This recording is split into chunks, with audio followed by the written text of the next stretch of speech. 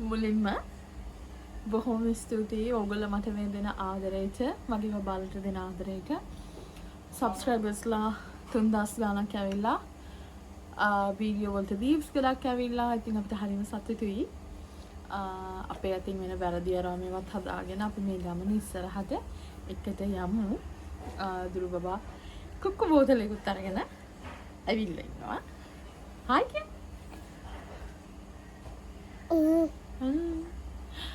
කුමාරි ඔව් ඔය නම් මෙතන අද මම කතා කරන්න හිතුවා postpartum depression. මේක මම ඇත්තටම YouTube එකේ කතා කරන්න හිතපු දෙයක් නෙවෙයි. මොකද මේක ගැන එක එක්කෙනාට තියෙන අදහස් හරිම වෙනස්. සහ මේක හැමෝටම නොවන දෙයක් වෙන්න පුළුවන්. ඉතින් දුරු පොඩක් අහක බලනකන් ඉඳලා ලොකු මෙස් එකක් කරනවා. ඉතින් ප්‍රශ්නයක් නෑ අපි දිගටම මේක වීඩියෝ කරගෙන යමු. ඉතින් මේක කතා කරන්න මම චුට්ටක් අදිමදි කරපු හේතුව YouTube එකේ මේකට එක එක්කෙනාගේ අදහස් වෙනස් වෙන්න පුළුවන්. මේක එක එක්කෙනාගේ එක්ස්පීරියන්ස් එක අත්දැකීම වෙනස් වෙන්න පුළුවන්. ඉතින් මේකෙදි මම කතා කරන්නේ මේ වීඩියෝ එකේ මගේ අත්දැකීම. මට වෙච්ච දේ ඔයාලට නොවුන නම්, ඔයාට වෙච්ච දෙයක් මට නොවුන නම් ඒක හරීම සාමාන්‍ය දෙයක්. අපි හැමෝටම හැම දෙයක්ම එක වගේ වෙන්නේ නැහැ. විශේෂයෙන්ම අම්මි කෙනෙක්ට. අම්මා කෙනෙක්ගේ බර්ත් එක හරීම වෙනස්. මොකද මගේ දරුවෝ දෙන්නගේ උපතේ ඉඳලා මගේ දරුවෝ දෙන්නගේ හැම දෙයක්ම දෙන්නම කොල්ලෝ වුණා හරිම වෙනස්. ඉතින් අපි මුලින්ම ඒක තමයි ඔළුවට ගන්න ඕනේ. ඒක තමයි ඔළුවට මතක තියාගන්න ඕනේ. ඉතින් හැමතිස්සෙම ඔයාට මේ දේ නොවුණා කියලා තව කෙනෙක්ව පල්ලෙහාට දාන්නවත්, ඔයාට මේ දේ වුණා කියලා ඔයා ගැන හැල්ලුවට ඔයා ගැන අව탁සේරු කරන්නවත් අවශ්‍ය වෙන්නේ නැහැ. මේක හරිම සාමාන්‍ය දෙයක්. ගොඩාක් 80ක් අම්මලා මේ දේ දැනුවත් හෝ නොදැනුවත්ව අත්විඳින අත්දැකීමක්. ඉතින් ඔයගොල්ලෝ කිසිම හිතන්න එපා මේක නිකන් අයියෝ මේක කතා කරන්න නරකයි. මේක මෙයාට මේ මොනා කියවනවද, අපිත් ළමයි හැදුවා අපිට හොමුනේ නෑනේ. ඒ වගේ කතා ගොඩක් මං අහලා තියෙනවා. මං TikTok එකක් දාලා ඒ වගේ කතා ගොඩක් මං අහගත්තා. ඉතින් මට කියන්න ඕනේ මේක හැමෝගෙම අත්දැකීම් එකිනෙකට වෙනස් වෙන්න පුළුවන්. එකිනෙකට වෙනස්. ඉතින් අපි කතා කරමු මගේ අත්දැකීම. මගේ අත්දැකීම ආර්යන් බබාට මට postpartum depression ආවේ නෑ. ඒකේ ගිහිලා. මොකද ආර්යන් බබාට මට postpartum depression හැදුනේ නැහැ. මට postpartum depression හැදුනේ මගේ ධ්‍රුව බබාගෙන්. ඉතින් මේක උනේ මං හිතන්නේ විශේෂයෙන්ම hospital එක තමයි පටන් ගැම්මා. hospital එකේ පළවෙනි රෑ මං ගත කරද්දී මට පොඩි බයක් එක්ක මගේ ධ්‍රුව බෙසිනෙට් එකේ හිටියේ නෑ. ඉතින් ඒක මට හරි අමාරුවක් වුණා. මගේ ඇඟේ වේදනාව ඒ ඔක්කොමත් එක්ක ධ්‍රුව මේ බෙසිනෙට් එකේ ඉන්නේ නැති එක මට හරි ප්‍රශ්නයක් වුණා. හැම අම්මා කෙනෙක්ම හොඳට නිදියද්දී කුක්කු සුදුමනික කුක්කු මොනවද?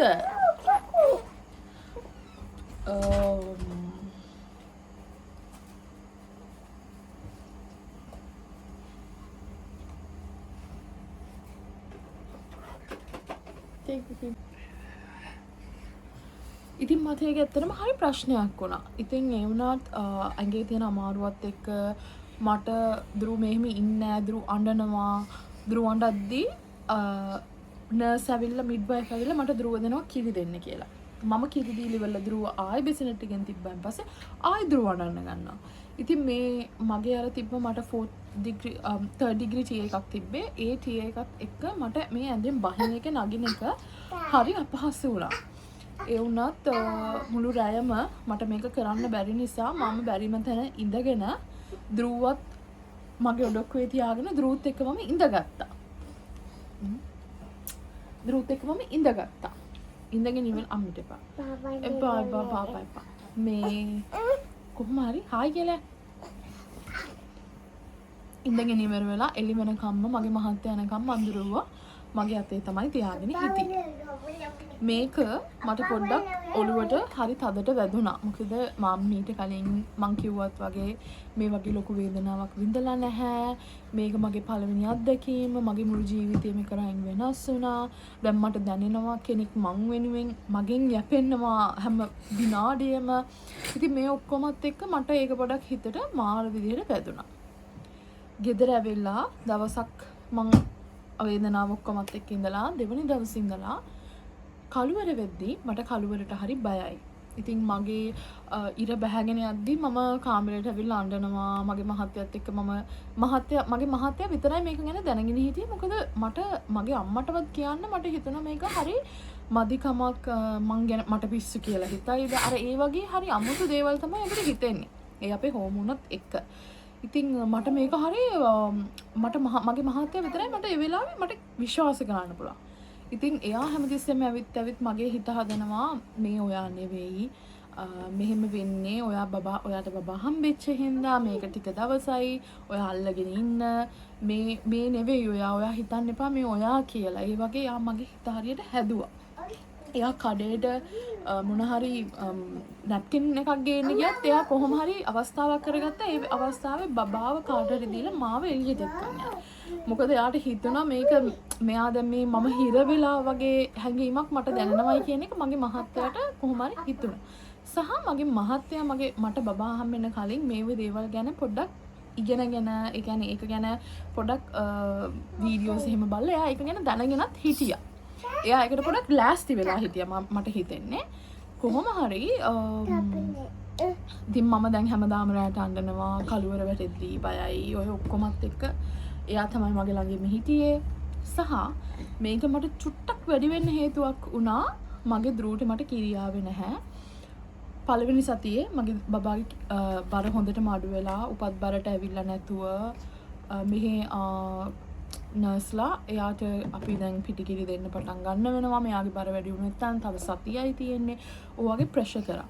සහ මම ওই වීඩියෝස් බලනවා වෙන අම්මලාට කිරි මෙච්චරක් එරෙනවා මෙච්චරක් කිරි එනවා. ඒ වගේ වීඩියෝස් මම බලනවා. එතකොට මට ඒකත් එක්ක සංසන්දනය කළා මම හිතනවා මට ඇයි මට කිරි එන්නේ නැත්තේ? ඇයි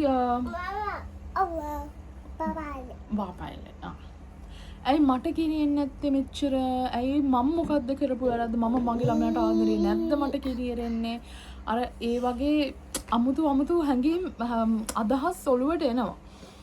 කොහොම හරි සතියක් විතර ඔය මන් දුක වින්දා ලෝකේ තියෙන හැම පම්ප් එකක්ම ගෙනාවා පම්ප් කරනවා. මගේ අම්මයි නැන්දම්මයි මේ කිරියෙනවයි කියන හැම කෑමක්ම ගෙදර හදනවා. මං ඒක කනවා. කිරි එන්නේ සතියකට විතර පස්සේ. හැබැයි එතකම් අපි ෆෝමියුලා දුන්නේ නැහැ.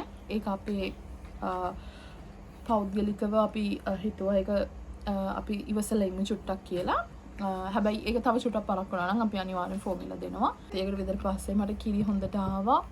ඊට පස්සේ මට කිරි එරිච්ච විදියට මගේ බබාව කිරි වලින් නාවන්න තරම් බෝතල් ගණන් මට කිරි එරුණා.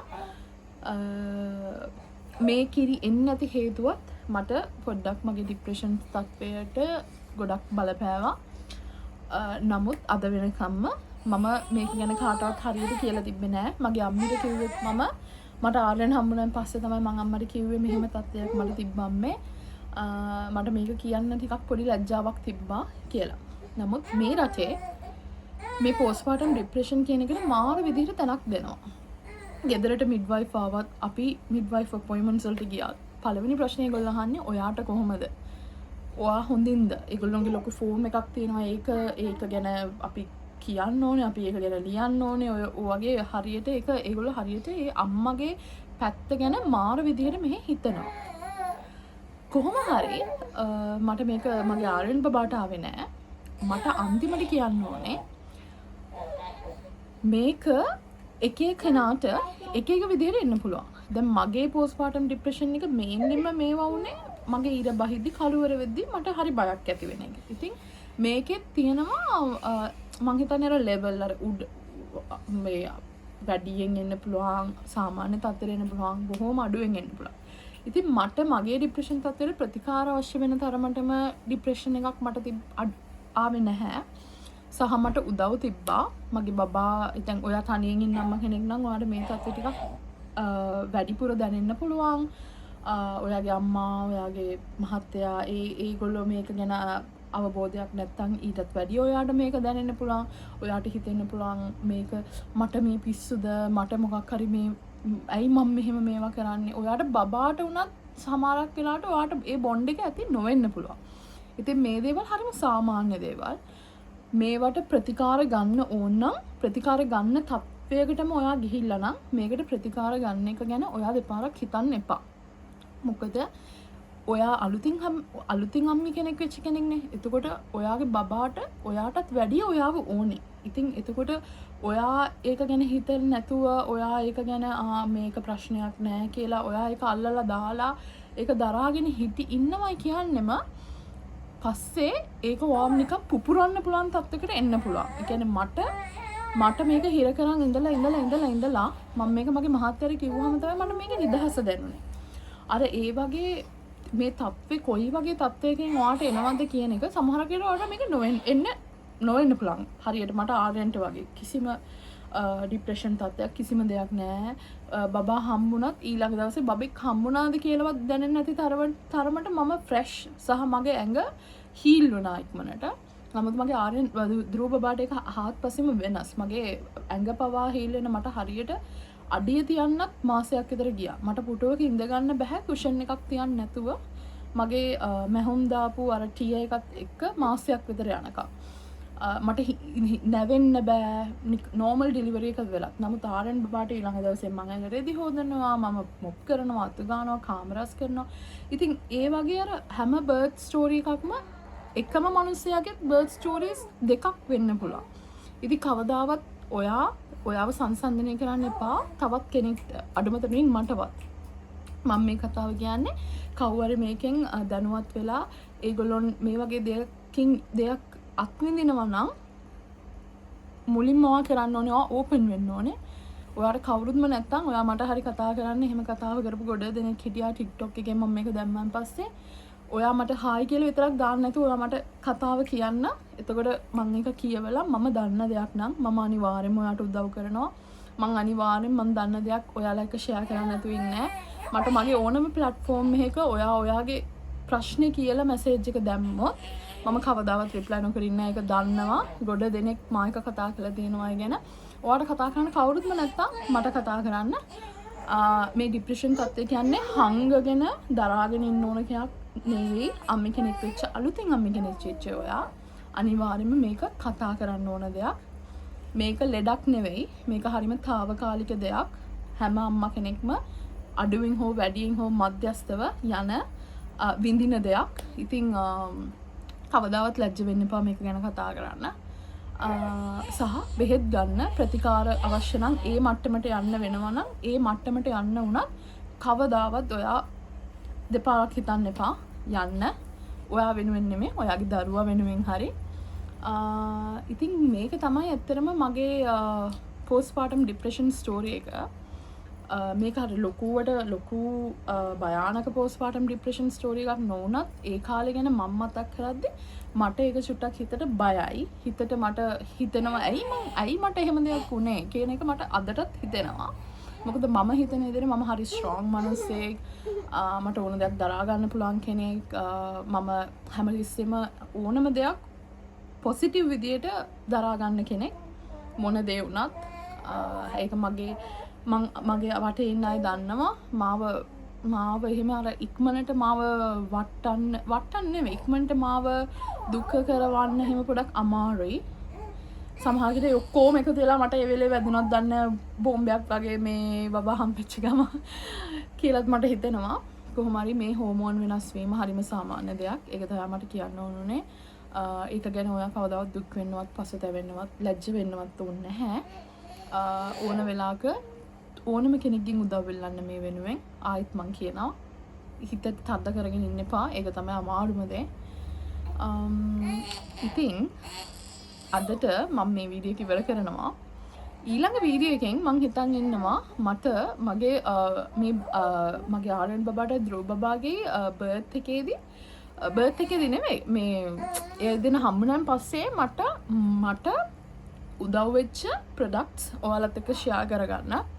මොකද මේක හරිම වැදගත් වෙයි කියලා මට හිතෙනවා. මොකද අපි ගිනි ගණන් දීලා දේවල් ගත්තත් සාමාන්‍ය ගාණන් වලින් ගන්න දේවල් කොච්චර වැදගත්ද කියන එක මම ඊළඟ වීඩියෝ එකෙන් ගොඩක් දුරට අරන් එනවා. එහෙම නැත්නම් මම මිනි vlog එකක් හරි අරන් එන්නම් අපි කොහේ හරි යන මොකක් හරි බලමු. බබාලා දෙන්නගේ මූඩ් එකක් දානවා. කොහොම හරි මාව හැමදාම අහන් ඉන්නට බොහොම ස්තුතියි. අපිව subscribe කරන්න, like කරන්න, share කරන්න, අපිත් එක්ක දිගටම ඉන්න. මට වැදගත් කියලා හිතන වීඩියෝස් මම ඔයාලත් එක්ක share කරගන්නවා. ඉදිරියටත් ධ්‍රුව බබාවයි ආර්යන් බබාවයි ඕගොල්ලන්ට වගේ අනිත් social medias වලිනුත් බලන්න පුළුවන්. ඒ දෙන්නගේ දේවල් ගොඩක් මම දාන්නේ ඒවයේ. ඉතින් මං ගිහින් එන්න.